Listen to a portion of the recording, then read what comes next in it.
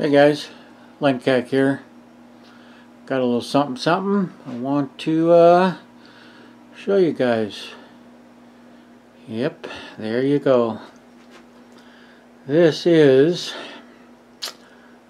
my new orphan. I just brought her home. She was begging to be rescued, and so who am I to say no, right? However, she's a beauty. I can't think of having any Beechwood K31s like this that were as damn unmarked as this thing is.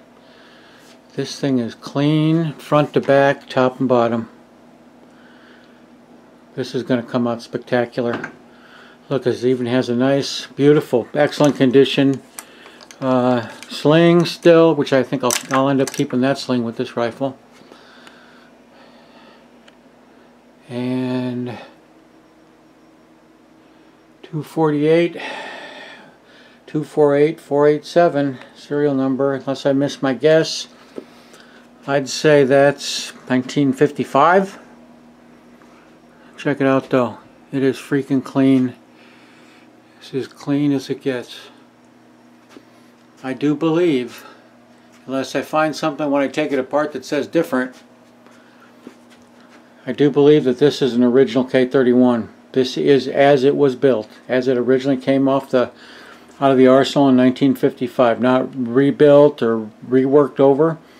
I would say the story of this rifle is short and sweet. It was issued to a soldier, it was made, then at some point after that it was issued to a soldier. When that soldier turned it in, they put it back on the rack in the arsenal, and it sat there for a long time. So like I was saying, my guess is, my bet is that this was issued to one soldier. He used it for the duration of his service, and as you can see, he didn't use it much. I expect the throat erosion gauge to show this thing to be like excellent. The wood is in beautiful condition still on it. This guy is going to turn out spectacular. It might have gone basically right from the soldier turning it back into the arsenal to it being shipped overseas here to the United States.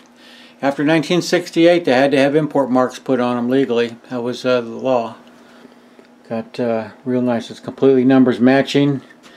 So far my exterior inspection of it, I like it. Butt plate, got a beautiful, nice factory fitting on it. Right? Nice and clean. So alright guys, I just wanted to give you guys a little look at what we got here. My new orphan. Haven't named her yet. Maybe some names. Throw some names at me. The military issue K31s are the girls, and the private series K31s are the boys. Okay guys, I'm going to pull this handguard off, or we're going to try. See if we can get the front barrel band off.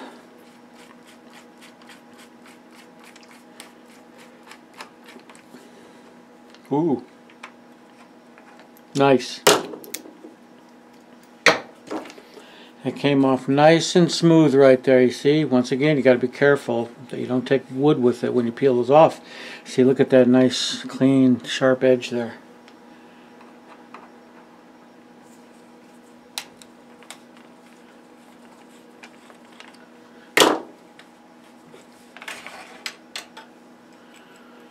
Good barrel, nice barrel band, good tight sling swivel on it too. I like that. Another sign that it hasn't been used extensively. And boom, there you go, right there. 248, 48, 7. Nice. Once again, up here, the front, just the way it should be. That's good. All this under here looks to be all like it should be. Original bluing on it. Okay, and as you can see there, that's the bolt. It shows all the commensurate amount of where it's been used, but not much. You see that line right there? That's from this part of the release lever riding on it. See that? Still all very good shape. Been used, but still all very good, excellent condition. I like it. Very little wear on it. Scuffs. See how that bolt has got the original type scuffing on it? There you go. Okay. Okay guys, and as usual, like I told you before, when you take the handguard off, stand the rifle on end and get an idea for how the barrel sits in the barrel groove on the stock. See that? Look. It's just basically neutral. Sits in there just neutral. You see that? No left, no right. Just sits in there neutral. I like that. That's perfect.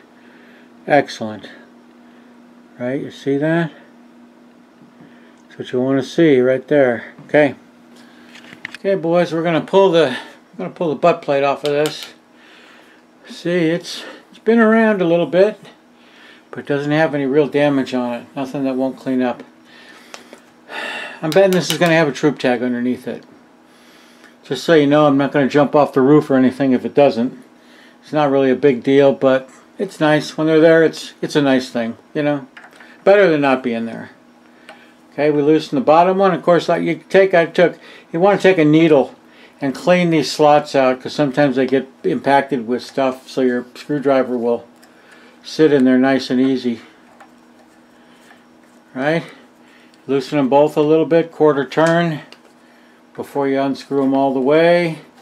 Make sure they're unlatched from the butt plate. And looky there, bada bing, bada boom. That, sometimes I'll have a serial number stamped right here on the butt plates too. Sometimes, not a lot. I've seen a few of them that way. There you go. Joseph Capelli, 1941. That's his birth date, 41. And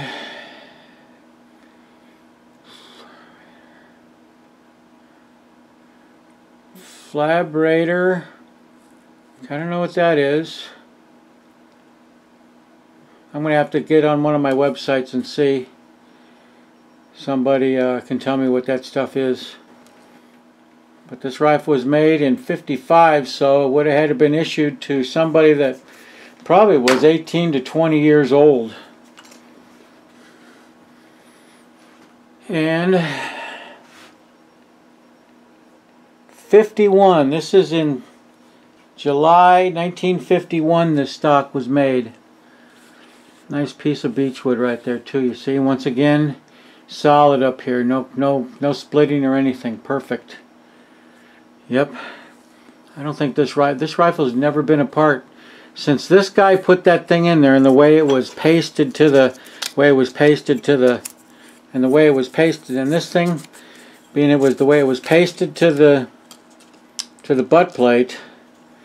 I would be willing to bet that this is the first time this has been apart since this thing was issued to this guy, Joseph Capelli. What do you think? That's what I think. I'm busting new ground here.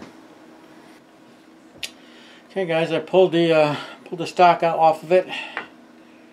Up there you go. There is your right there. I couldn't see. It's tiny, incredibly discreet. I love it. And this is a Simpson Limited. Nice piece of work, guys. As you can see, it's got a SIG barrel on it.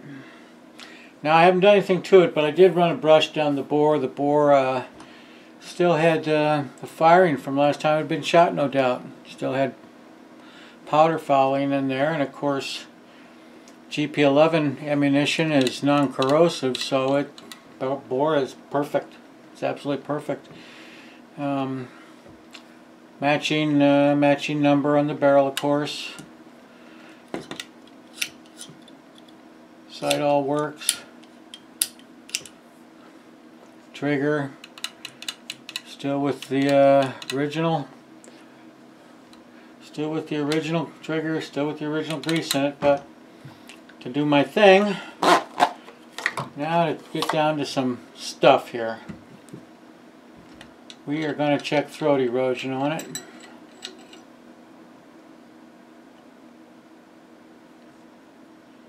And you probably,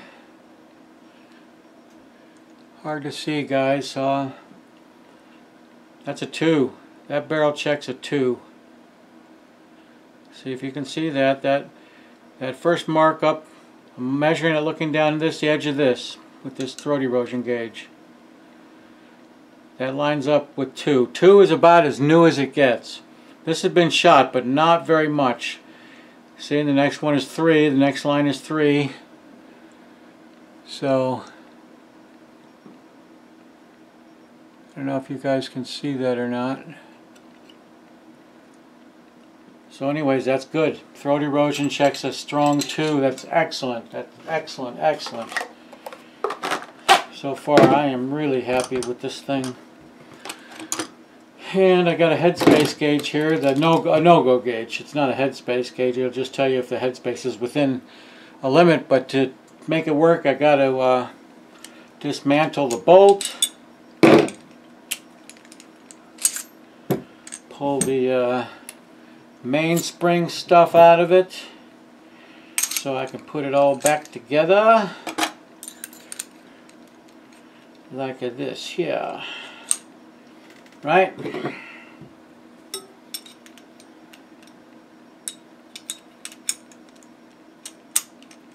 See? Now I can put you back in.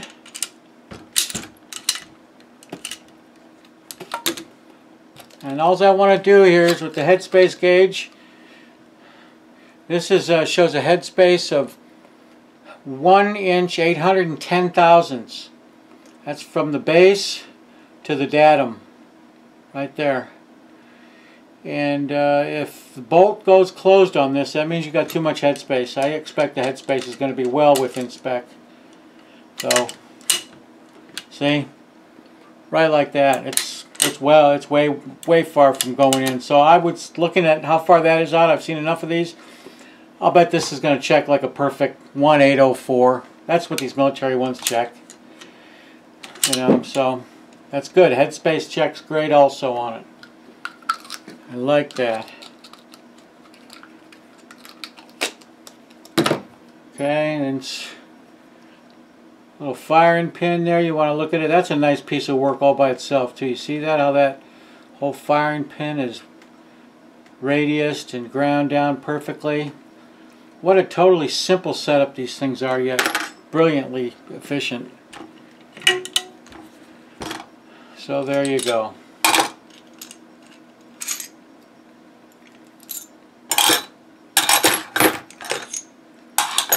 And nice bolt. Still got the original dirt in it. Right? It's got original dirt. This gun comes with original dirt. That was no extra charge. And of course the stock, as you all probably figured out, beautiful beechwood stock.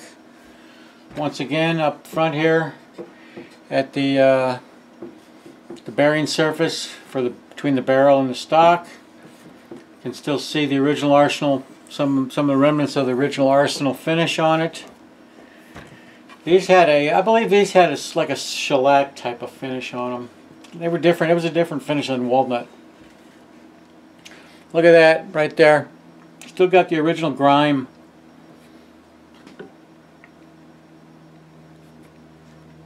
Yep, that was no extra charge too. Original grime right there. Solid. All the edges are perfect. See up here at by the sling bar, sling cutout. Nice square edges. You see right around there. Perfect edges right there too. Great. That's great.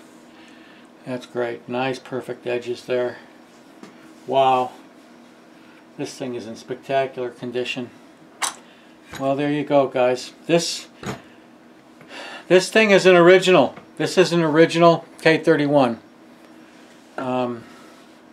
This is as I would bet money on it that this is as this rifle is as it was built in 1955.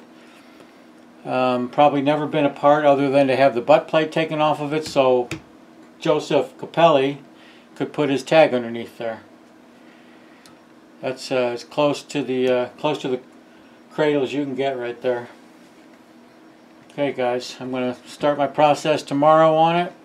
First step will be for me to strip the, finish taking the other hardware out. I needed to carefully remove the sling bar and the rear barrel band latch. Beautiful trigger guard, nice condition, beautiful condition. No pitting or rust of any kind on it. Beautiful matching numbers magazine. As usual, not much inside of there, but that's what it is.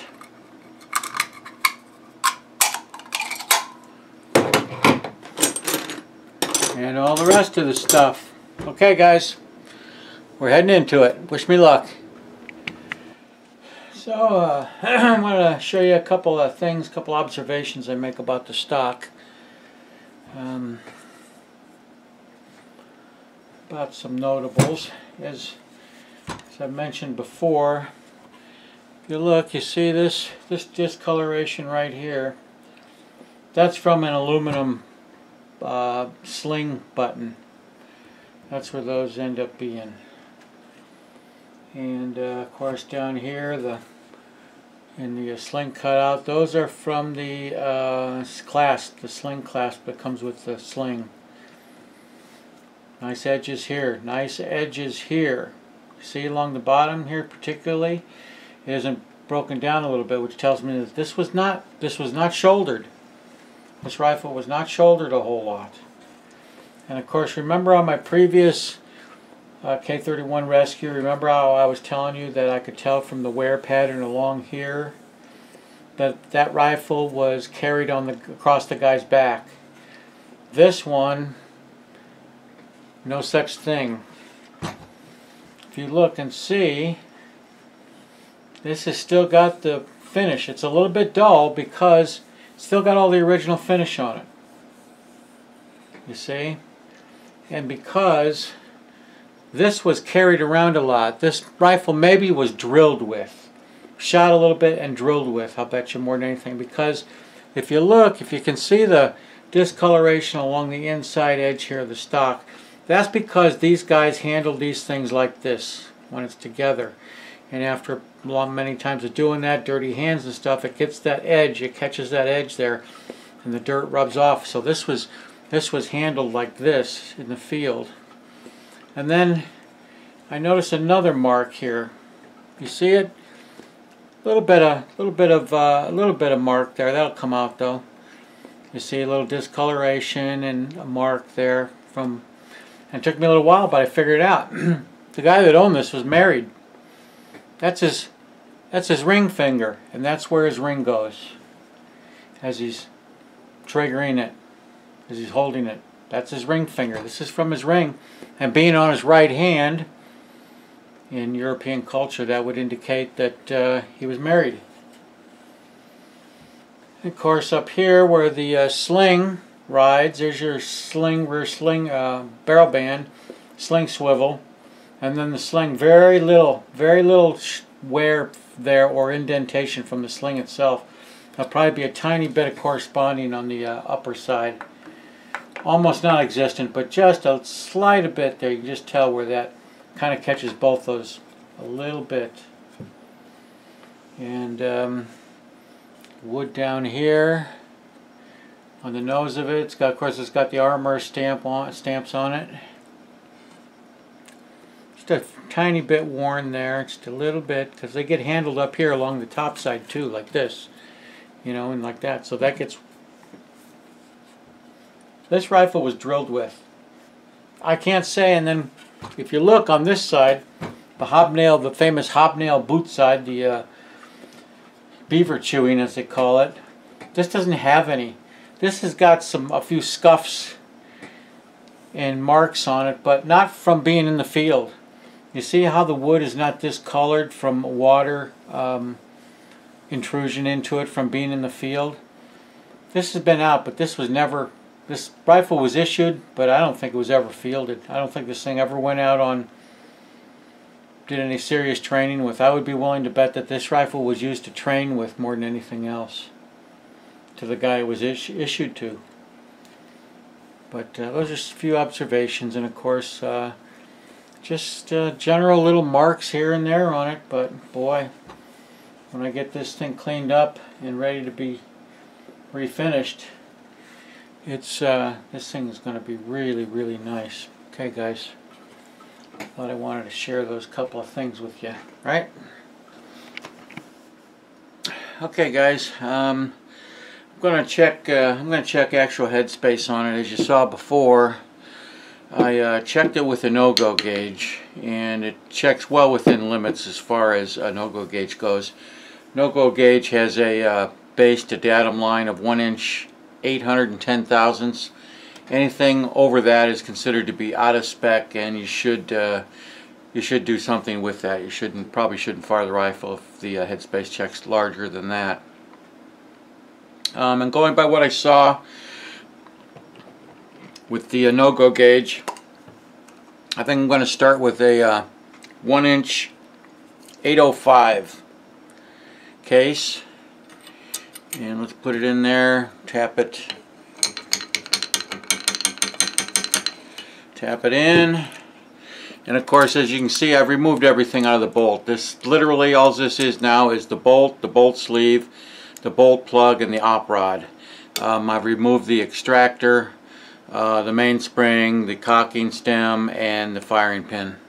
So it just goes in and out of battery basically with no effort. And there you go. Okay, that's good. You see that right there? That does not go. That does not go into battery. Alright, so that's good. It's less than, headspace is going to be less than 805. 1 inch 805. It's less than that. Let's take it down another thousandth of an inch. Let's try this one. This is 1 inch 804. Typically most mil-spec K31s, they check around the 804 range, is what I found. That's pretty common. 1 inch 804. So let's put that in. That just goes a little bit. It's still got a little bit, not quite. I could force it a little bit and it would go into, so we're right in that 804 range. I have a feeling we're going to be better suited to use a 1 inch 803.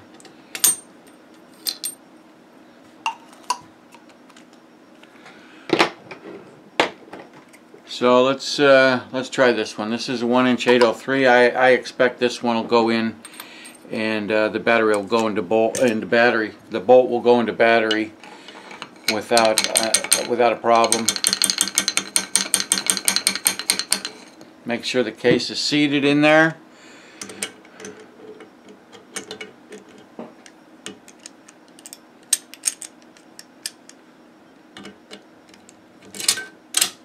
There you go. And I can feel it just cams over, right? It just cams over on that 803. So that's going to show me this rifle's going to have a headspace, an exact headspace of right in the 1 inch 803 range, which I consider to be super. That is absolutely excellent. And I would be willing to bet if I take a 1 inch 802 that it'll go into battery without even having to feel a cam over on the op rod.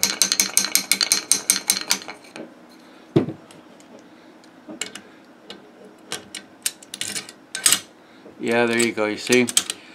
And that's in there. There's absolutely no play on that bolt sleeve whatsoever right there. So this is going to have a headspace, I believe, a fired case. I'll bet it's going to check 1803, as the firing pressure is going to take up any extra tolerances that are left in it. So that's excellent. This rifle is in excellent mechanical condition. Whoever gets this rifle is going to end up with a damn good rifle, and from what I've seen during the disassembly and inspection of it, I see no reason why, as usual, why this should not shoot absolutely off the hook. Okay guys,